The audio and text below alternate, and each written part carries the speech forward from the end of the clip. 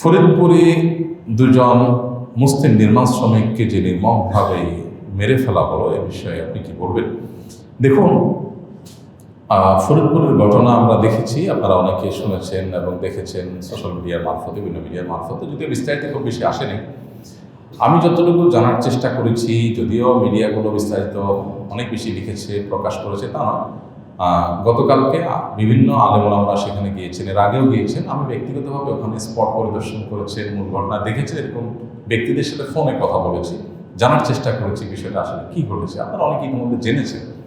সেখানে মূলত একজন, আমি যতটুকু জানতে পেরেছি, এটা জাস্ট আমার ব্যক্তিগত পর্যায়ে জানাশোনা, যে একজন ইউনিয়ন পরিষদ মেম্বার যিনি হিন্দু ধর্মাবলম্বী, তিনি সেখানে নির্মাণ যেখানে হচ্ছিল ওই জায়গা থেকে চাঁদাবাজি করছেন, কাজে বাধা সৃষ্টি করছিলেন। তো এটা নিয়ে একটা টানাপোড়েন ছিল। ঘটনাচক্রে যেদিন মন্দিরে সে প্রতিমা ভাঙচুরের ঘটনা বা অগ্নিসংযোগের ঘটনা ঘটলো, সেটা কোনো মুসলমান করে নাই, এটা পরিষ্কার দিনের আলোর মতো, এটা কেউ অস্বীকার করছে না, যেটা কোনো মুসলমান করেছে, কোনো প্রমাণ নাই। তো এই ঘটনায় ওই সেই ইউনিয়ন পরিষদ সদস্য তিনি সুযোগ নিয়ে দেখলেন যে এই উসিলায় ওই মন্দিরের পাশেই নির্মাণের কাজটা চলতেছে, এদের উদরপিণ্ডি বুদুর ঘাড়ে চাপিয়ে এদেরকে হামলা করার একটা সুযোগ, প্রতিশোধ নেওয়ার একটা সুযোগ, যেহেতু চাঁদাবাজি ওখানে কাজে বাধা দেওয়ার যে ওনার এজেন্ডা, সেটা এরা বাধা দিচ্ছিল, মানতেছিল না। এই উসিলায় তাদেরকে সাহায্য করার জন্য উনি এখানে এই হামলার ব্যবস্থা করেছেন। তার নেতৃত্বে স্থানীয় আপনার ইউনিয়ন পরিষদ চেয়ারম্যান এবং হিন্দুরা সবাই মিলে তখন সেখানে আক্রমণ করে দুইটা নিরীহ তাজা প্রাণ সেখানে শেষ করে দেয় এবং খুবই দুর্ভাগ্যজনক, খুবই ন্যাক্কারজনক এবং জঘন্য ঘটনা সেখানে ঘটেছে। বাংলাদেশের ইতিহাসে তার ঘটনা খুব বেশি ঘটেনি ইতিপূর্বে।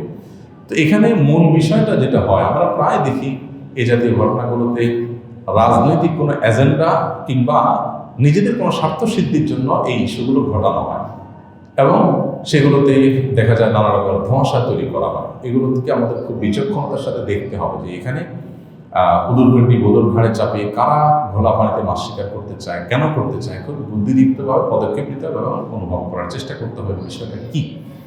তো এখানে ওই ইউনিয়ন পরিষদের সেই সদস্য, ইউপি সদস্য অথবা আরও যারা আছে, তাদের মানে নিকৃষ্ট আপনার চিন্তাভাবনা এবং ক্ষুদ্র স্বার্থ, অবৈধ স্বার্থ, সেটা তারা উদ্ধার করতে গিয়ে এই ধরনের একটা ঘটনা যদি ঘটিয়ে থাকে, তো সেটা দ্রুততার সাথে বিচার নিশ্চিত করা দরকার, দৃষ্টান্তমূলক শাস্তি হওয়া দরকার। তা না হলে এখান থেকে ভুল বার্তা যাবে, মানুষ ভুল মেসেজ গ্রহণ করবে এবং সেটা স্পষ্ট কথা, যেটা আপনারা জানেন, ইতিমধ্যে সোশ্যাল মিডিয়াতে বোধহয় বগুড়ার এক হিন্দু যুবক বোধহয় উগ্র কথাবার্তা লিখেছে এবং তাকে পুলিশ গ্রেপ্তার করেছে।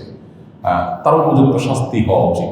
সাম্প্রদায়িক সম্প্রীতির ব্যাপারে আমি প্রায় বলি, বাংলাদেশে মানুষের চেয়ে সাম্প্রদায়িক সম্প্রীতির উজ্জ্বল দৃষ্টান্ত রাখা মানুষের সংখ্যা পৃথিবীতে খুব বেশি নেই। এদেশের মানুষের অনেক সমালোচনার দিক থাকলেও আমাদের বহু ভালো দিকের মধ্যে থেকে একটা হলো যে আমাদের দেশের মানুষ অত্যন্ত সহনশীল এবং এটার মূল ক্রেডিটটা এদেশের আলেম সমাজের, ওলামায়ে কেরামের। কারণ এদেশের মসজিদের মিম্বর থেকে, এদেশের মাহফিলের মঞ্চ থেকে, এদেশের ওলামায়ে কেরামের মুখ এবং মাইকগুলো থেকে কখনো অন্য ধর্মাবলম্বী মানুষদের উপরে চড়াও হওয়ার শিক্ষা দেওয়া হয় না, বরং এর বিপরীতে ওলামায়ে কেরাম সবসময় মানুষকে সহনশীল রাখার চেষ্টা করেন। এত আলেম ওলামা, এত ওয়াজ মাহফিল, এত মসজিদ মাদ্রাসা, এত দিনদার মানুষ থাকা সত্ত্বেও এদেশে হিন্দু, খ্রিস্টান, বৌদ্ধ, অন্যান্য ধর্মের মানুষরা অনেক প্রশান্তিতে থাকেন, অনেক আরামে থাকেন। উল্লেখযোগ্য কোনো ন্যাক্কারজনক ঘটনা ঘটে না। বিচ্ছিন্ন যেগুলো ঘটে এগুলোর ম্যাক্সিমামই রাজনৈতিক স্বার্থ হাসিল করার জন্য তৃতীয় পক্ষ কেউ করেন এবং সেটাকে ধর্মীয় প্রলেপ দেন দিয়ে সেটা থেকে সুবিধা হাসিল করার চেষ্টা করেন। তো এদেশের মানুষের সেই সাম্প্রদায়িক সম্প্রীতির যে সৌন্দর্য, এটা নষ্ট করার কোনো প্রকার ষড়যন্ত্র বা অপচেষ্টা এটাকে কোনোভাবে সফল হতে দেওয়া যাবে না। আমাদের সবাইকে দায়িত্বশীল ভূমিকা রাখতে হবে এবং ধৈর্যশীলতার সাথে প্রত্যেকটা পরিস্থিতি মোকাবেলা করতে হবে। আল্লাহ আমাদেরকে সেই তৌফিক দান করুন। আমি প্রায় বলি, আমাদের আশেপাশে দেশগুলো, বার্মা বলেন, ভারত বলেন, আমাদের আশেপাশের দেশগুলোতে কোনো দেশে সাম্প্রদায়িক সম্প্রীতির এত সুন্দর নজির নাই যা এদেশে আছে। এদেশে যুগ যুগ ধরে এই সৌন্দর্যটা আছে যে এদেশের হিন্দু মুসলিম সবাই মিলেমিশে আছে। আর পৃথিবীতে সারা পৃথিবীতেই তুলনামূলকভাবে মুসলমানরা এতটাই সহনশীল হয়, মুসলমানদের কোলের ভিতরে অন্য ধরনের মানুষরা নিরাপদে থাকে। বিচ্ছিন্ন ঘটনা সব সমাজেই ঘটে, সব জায়গায় ঘটে, কিন্তু আমরা যদি পুরো বিষয়টাকে অলওভার দেখি, ভারতবর্ষ মুসলমানরা শাসন করেছে কত বছর?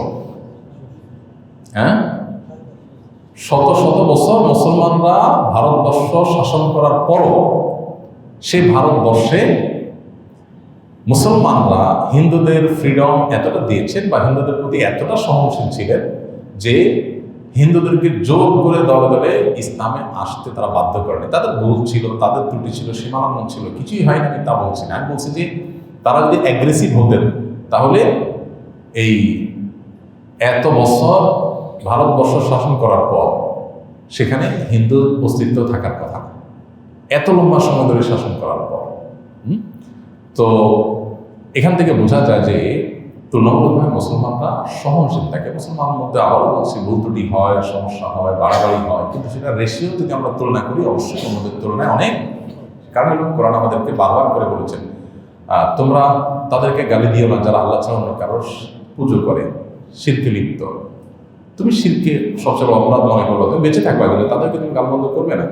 দেখুন কত সুন্দর শিক্ষা ইসলাম। কেন?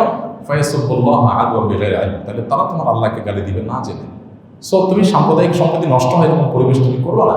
এই দায়িত্বশীলতার শিক্ষা ইসলাম আমাদেরকে দিয়েছে, বিনা আমরা মেনে চলবো। কিন্তু যারা এগুলোকে নষ্ট করা, নস্যাৎ করার অপচেষ্টা লিপ্ত, তাদের ব্যাপারে যদি দায়িত্বশীলরা সজাগ না হন তাহলে এই দেশের জন্য ভালো কিছু কখনো বয়ে আনবে না। এবং অসহনশীলতা, মানুষের সহনশীলতার সীমা থাকে, চরম সীমা পৌঁছে গেলে সেটা কল্যাণকর কিছু বয়ে আনবে না। এই যে এই জাতীয় ঘটনাগুলোর মূল বিষয়টাকে তাড়াতাড়ি বের করে এনে দ্রুততার সাথে দৃষ্টান্তমূলক শাস্তি নিশ্চিত করা দরকার। তাহলে ইনশাআল্লাহ মানুষের মধ্যে ক্ষোভ হোক, ভুল বুঝাবুঝি হোক, সেগুলোর অবসান হবে। আমরা দোয়া করি আল্লাহ তাআলা আমাদের সেই দুই ভাইকে, বাস্তব ভাইদেরকে আল্লাহ তাআলা রক্ষা করুন। এবং এই জাতীয় বিষয়গুলোতে হিন্দু বলেন, মুসলিম বলেন, আমাদের সবাই দায়িত্বশীল হওয়া উচিত যে কোনো একটা কিছু ঘটছে আর আমরা গণপিটন দিলাম দেওয়া শুরু করে দিলাম, এটা খুবই জঘন্য অপরাধ। ইসলামী শরিয়ার দৃষ্টিকোণ থেকেও জঘন্য অপরাধ, যে বিচার বিশ্লেষণ ছাড়া, প্রমাণ হওয়া ছাড়া যাতা করলাম। তো এখানে আপনার পরিকল্পিতভাবে মুসলমান হিন্দু দাঙ্গা বাড়ানো করার চেষ্টা করা হয়েছে কিনা, বা আপনার এখানে পরিকল্পিতভাবে নিরীহ মানুষগুলোকে হত্যা করে কোনো বার্তা দেওয়া হয়েছে কিনা, সেগুলো অবশ্যই সংশ্লিষ্টরা খতিয়ে দেখবেন, দেখা উচিত তাদের।